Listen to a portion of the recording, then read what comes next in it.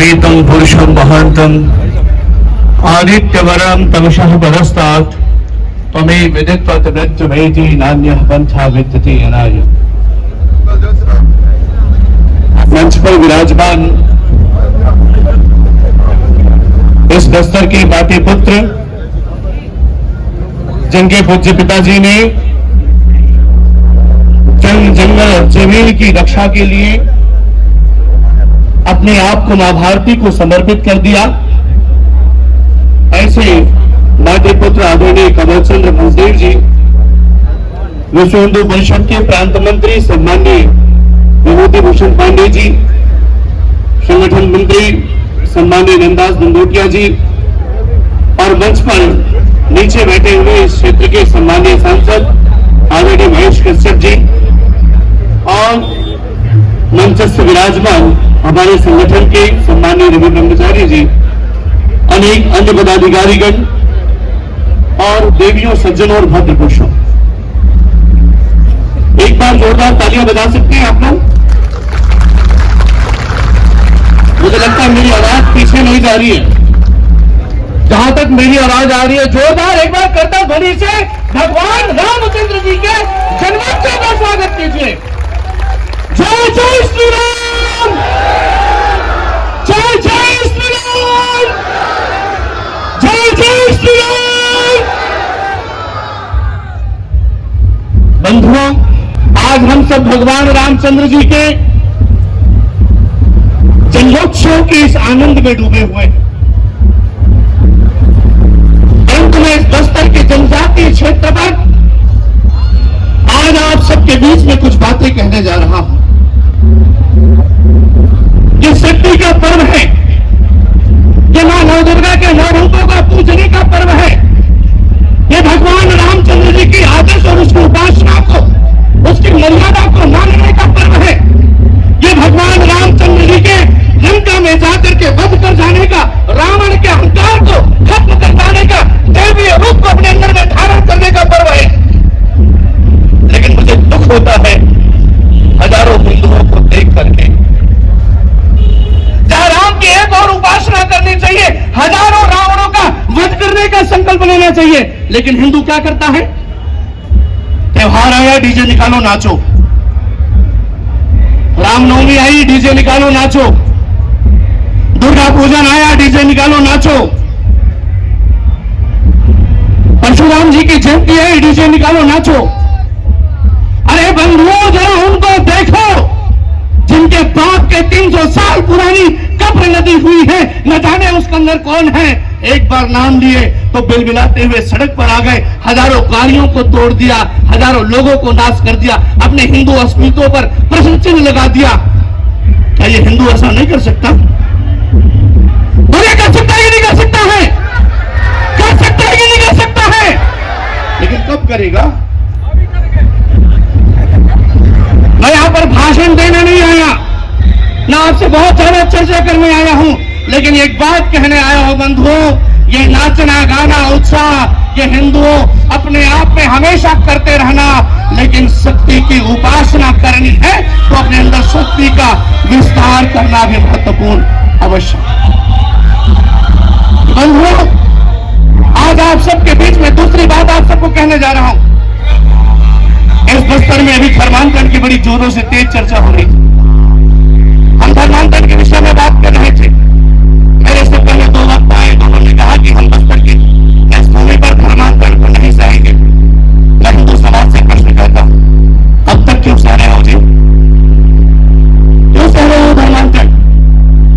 तुम सह रहे हो इसलिए वो बना रहे हैं, तुम चुप हो इसलिए वो बनाते जा रहे हैं, हम सह रहे हैं। इसका परिणाम है ये गुरु गोविंद सिंह के बच्चे बैठे हुए हैं, मेरे बाप दादा बैठे हुए हैं। आपके पगड़ी को प्रणाम करता हूं बंधुओं। रहे हैं वो बना रहे हैं, हम केवल यहां कह रहे हैं।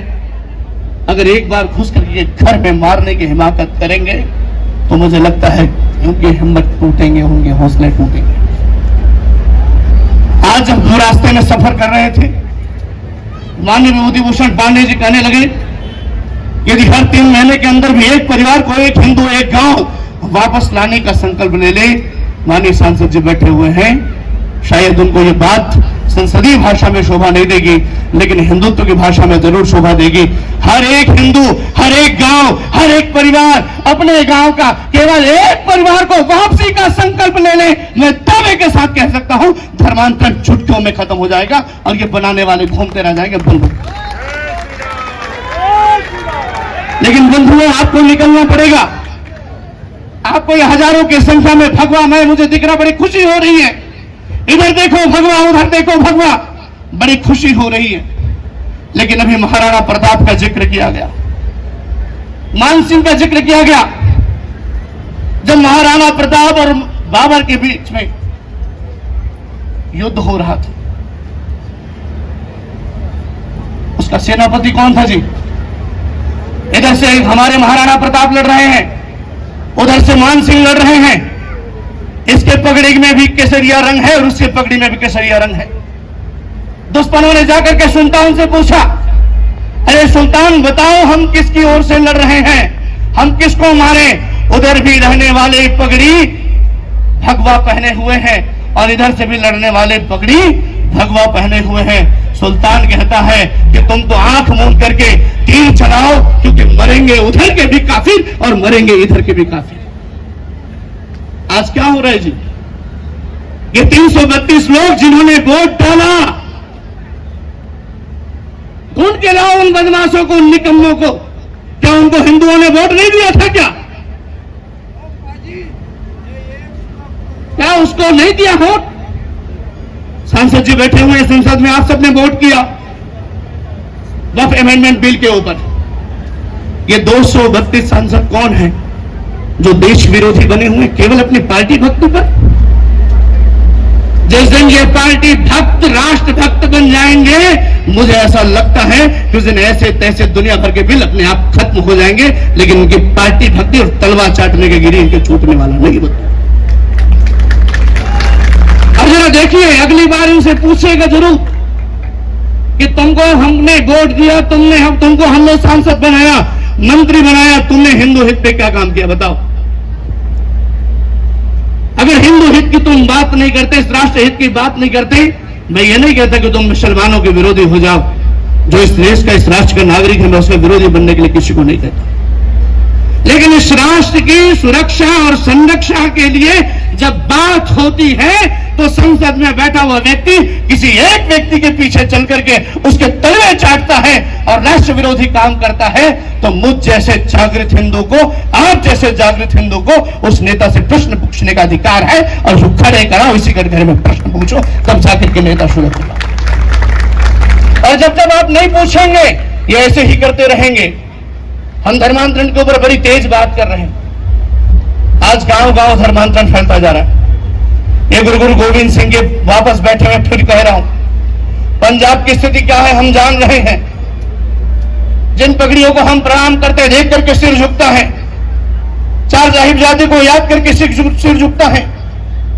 आज उस पंजाब की हालत क्या है? इस मां दंतेश्वरी की पुण्य भूमि की हालत क्या है? नक्सलवाद को खत्म कर देंगे, नौजवान खड़े हैं अगल बगल में, उस विचारधारा को खत्म कर देंगे, ये पुलिस वाले सारे प्रशासन के लोग बैठे हैं। लेकिन उस विचारधारा को पैदा करने वालों को खत्म करेगा कौन? उस विचारधारा को अगर खत्म करने वाला कोई पैदा होगा, तो मुझे लगता है यही सिख समाज है, यही हिंदू समाज है, यही राष्ट्रभक्त लोग हैं जो इन सबको खत्म करने का काम करेंगे। एक बार जोरदार पुनः नारा लगाओ, जय जय श्री राम। और बंधुओं, राम का आदर्श क्या है? राम तो मर्यादा पुरुषोत्तम है। राम ने तो अपने भाई को भी कहा, जाओ रावण विद्वान है, उससे जान ले लो। राम ने यह नहीं कहा कि रावण इतना बलवी था, इसके लंका पर तुम कब्जा कर लो। राम चाहते हैं तो लंका भी स्वर्णमयी लंका भी उनका होता, लेकिन राम ने क्या किया? नहीं, ये अपि स्वर्णमयी लंका मया न रोचते लक्ष्मण, जननी जन्मभूमि से स्वर्गादपि गरीयसी। राम कहते हैं जननी जन्मभूमि से स्वर्गादपि गरीयसी। अरे लक्ष्मण, ये सोने की लंका होगी तो होगी, लेकिन जरा बताइए भारतीयों, मेरे भारत भूमि से अच्छा दुनिया में कोई देश हो सकता है क्या? ये बस्तर वालों बताओ, बस्तर वालों, बस्तरियों के लिए बस्तर से अच्छा भूमि कोई हो सकता है क्या? तो बस्तर के भूमि में ये नामुराद लोग जो कांटे बो रहे हैं, उनको नास्ते नाबूद करने का काम कौन करेगा? लेकिन बंधुओं, केवल जोश से नहीं होगा, केवल नारों से नहीं होगा, चिल्लाने से नहीं होगा। जिस ढंग से विधिवत इन लोगों ने इंजेक्शन लगा लगा करके वैचारिक मतभिन्नता फैला फैला करके हमें तोड़ने का काम किया है, उसी ढंग से वैचारिक रूप से बैठ करके चर्चा करके किन किन गांवों में कहां कहां कौन बैठ करके किस प्रकार से हमें भड़काने का काम कर रहे हैं, किस प्रकार से हमको तोड़ने का काम कर रहे हैं, इसको जानना, समझना और इसके ऊपर काम करने की अत्यंत आवश्यकता है। इस बस्तर के पुण्य भूमि में महात्मा दंतेश्वरी की पावन धरती पर मैं पुनः आप सबसे आग्रह करता हूं, यह शक्ति की उपासना का पर्व है। ये केवल नाचने गाने में मेरी बेटियां मग्न न रहे, नाचने गाने में मेरे ये नौजवान साथी न रहे। यदि विश्व हिंदू परिषद इस बस्तर की पुण्य भूमि पर काम कर रहा है तो नौजवान साथियों उनका साथ दीजिए। अगर आप इनका साथ देंगे तो मैं वादा करता हूं निश्चित रूप से ये वैचारिक रूप से जितना कांटे बोने वाले लोग हैं, ये तलवार पकड़ने वाला भाई भी एक दिन सामने आएगा और उस विचार को बोने वाले लोगों को, विचारों को काटने का काम करेगा। केवल साथ देने की आपकी आवश्यकता है। ये नौजवान साथियों, नौजवान बहनों, रील हम भी देखते हैं, रील हम भी बनाते हैं, रील तुम भी देखते हो, रील तुम भी बनाते होंगे, लेकिन एक रील ऐसा भी बनाओ, देशभक्ति की रील, जिस पर लोग चर्चा करें कि वाह ये बहन आज कितना सुंदर दुर्गावती बनकर के निकली थी, ये बहन कितना सुंदर रानी लक्ष्मीबाई बनकर के निकली थी। ये भाई रील ऐसा बनाओ, जब अपने देश और धर्म के बारे में बात करो तो लोग आपके रील पर कमेंट करें, देखो क्या महाराणा प्रताप की तरह ये नौजवान बात करता है, देशभक्ति की बात करता है। जिस दिन ये नौजवान और नौतियां ये करने लग जाओगे, सब में ये विषय आने लग जाएगा। मैं पुनः आप सबसे कहता हूं, ये समय जागने का है। एकता और संगठन तो दिख रहा है, लेकिन एक साथ प्रतिक्रिया करने के लिए भी हम सबको आगे आना पड़ेगा।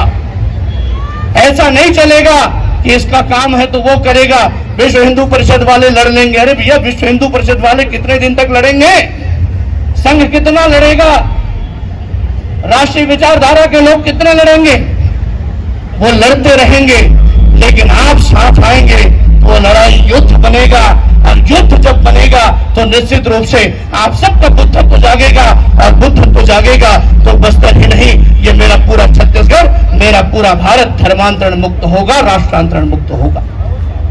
मैं पुनः आप सबसे आग्रह करता हूं कि आप सब, ये नारायण पाल का मंदिर, ये गाथा किसकी कहती है? ये लोग कहते हैं भाई हम आदिवासी हिंदू नहीं है। आज मैं गौड़ इतिहास पढ़ रहा था, गौड़ समाज का इतिहास पढ़ रहा था। उस गौड़ के इतिहास में 80 ऐसे गीत हैं जो भगवान रामचंद्र जी को समर्पित हैं, जिसको गौड़ समाज सुबह शाम पाठ करता है, गाता है। और जरा सोच के बताइए, जिसकी संस्कृति में राम है, वो समाज हमसे अलग कैसे हो? ये अनेक षड्यंत्र हमारे आसपास में, हमारे बीच में चलाए जा रहे हैं, इसको नेस्तनाबूद करने की जरूरत है। तो मैं पूरा कहूंगा, आइए हम सब भगवान रामचंद्र जी से मर्यादा लें, ना ये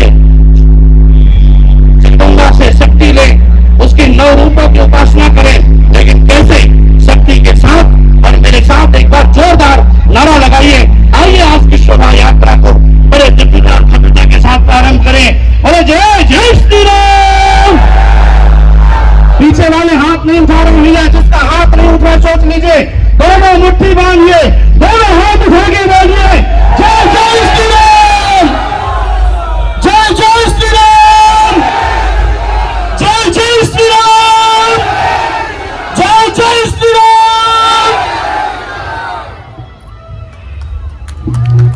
बहुत ऊर्जावान एवं बहुत ही अच्छा मार्गदर्शन माननीय महाराज के द्वारा। अंत में मैं आभार प्रदर्शन एवं कार्यक्रम को आगे सुचारू संचालन हेतु आमंत्रित करता हूं जिला के जिला अध्यक्ष श्री शंकर लाल गुप्ता जी को।